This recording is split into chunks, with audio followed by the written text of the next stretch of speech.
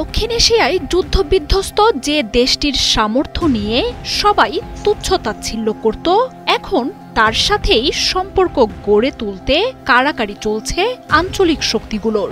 তালেবান শাসিত আফগানিস্তানকে দলে পেতে মরিয়া ভারত বলছে সম্পর্ক উন্নয়নে যত দূর যেতে হয় যাবে তারা। আর এই ঘোষণার কয়েকদিনের মাথায়ই এবার আফগানিস্তানের সাথে সম্পর্ক নজিরবিহীন উচ্চতায় নিয়ে যাওয়ার বার্তা দিয়েছে পাকিস্তান।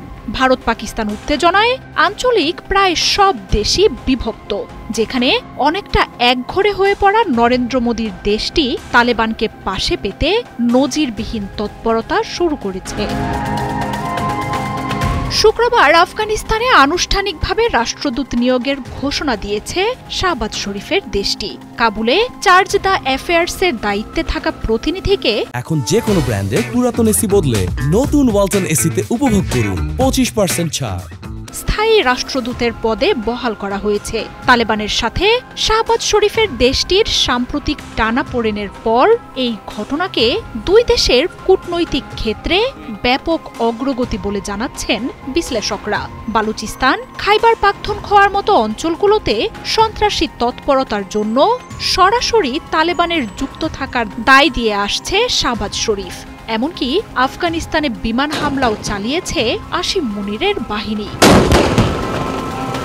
তবে পাক ভারত সংঘাতের ঘটনা দক্ষিণ এশিয়ার রাজনীতির সব সমীকরণই পাল্টে দিয়েছে। দুই দেশের এই সংঘাতে আঞ্চলিক শক্তিগুলো ভাগ হয়ে যায়, যেখানে চীনের মতো দেশ সরাসরি সমর্থন দেয় পাকিস্তানকে। পাকিস্তানের সাথে যুদ্ধে ব্যাপক ক্ষয়ক্ষতি আর কূটনৈতিকভাবে একঘরে হয়ে পড়া ভারত আফগানিস্তানকে ঘিরে শুরু করে নজিরবিহীন তৎপরতা। পাকিস্তানের সাথে উত্তেজনার পর কাবুলে নয়াদিল্লির উচ্চ পর্যায়ের প্রতিনিধিদের আনাগোনা বেড়েছে। সম্প্রতি তালেবানের পররাষ্ট্রমন্ত্রী আমির খান মুত্তাকির সাথে ফোনে কথাও বলেছেন ভারতীয় পররাষ্ট্রমন্ত্রী এস জয়শঙ্কর। এরপরই তিনি জানান, তালেবানের সরকারের সাথে সম্পর্ক গড়ে তুলতে যত দূর যেতে হয় যাবে তারা। সে সময়ই বিশ্লেষকরা বলেন, পাকিস্তানকে ভাঙতে আফগানিস্তানকে ব্যবহার করার কূটচাল চালছে ভারত।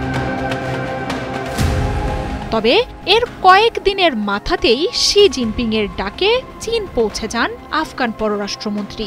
সেখানেই চীনা কূটনীতিক ওয়াং ই পাকিস্তান ও আফগানিস্তানের সাথে বৈঠক করে দুই দেশের ভুল বোঝাবুঝি মিটিয়ে দেন। এই ঘটনা এখন তোলপাড় শুরু করেছে ভারতে।